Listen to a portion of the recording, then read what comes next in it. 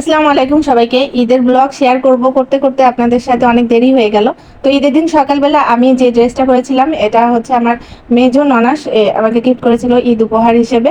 আর এটা ছিল প্রিয় কালেকশন, যেটা রিম্পি আমার খুব কাছের একজন ব্লগার। তো তার হচ্ছে নিজস্ব ব্র্যান্ড। আর আপুকে থ্যাংক ইউ স্পেশাল ভাবে এত সুন্দর একটা ড্রেস দেওয়ার জন্য। আর ঈদের দিন সকালবেলা আমার হাজবেন্ড নামাজ পড়ে তারপরে একটু বাসায় এসে রেস্ট করছিল, আর আমি দুপুরে রান্না করছিলাম।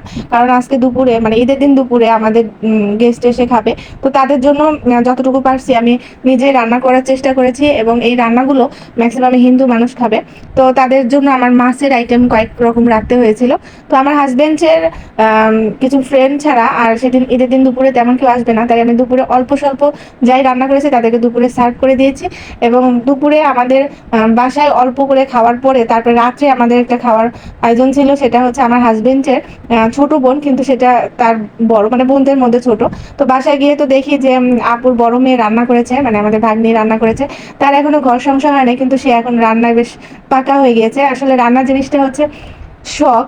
তো যারা শখ হিসেবে দেখে তারা তো মোটামুটি এটাকে একদম ভালো টাইম দেওয়ার চেষ্টা করে। তো আমার মনে হয় ও পারফেক্টলি ভাবে সবগুলো রান্না করেছে, 100-তে 100 দেওয়ার মতো। আর রান্না জিনিসটা হচ্ছে বিয়ের আগে পরে না, যখন যেই সময় থেকে মনে করে যে এটা আমার কাছে ভালো লাগে, তখন থেকে কিন্তু এই জিনিসটা মানুষ এনজয় করে এবং অনেক আইটেম রান্না করে, যেটা আমি ওর এইসব দেখে আমার ভীষণ ভালো লাগছে।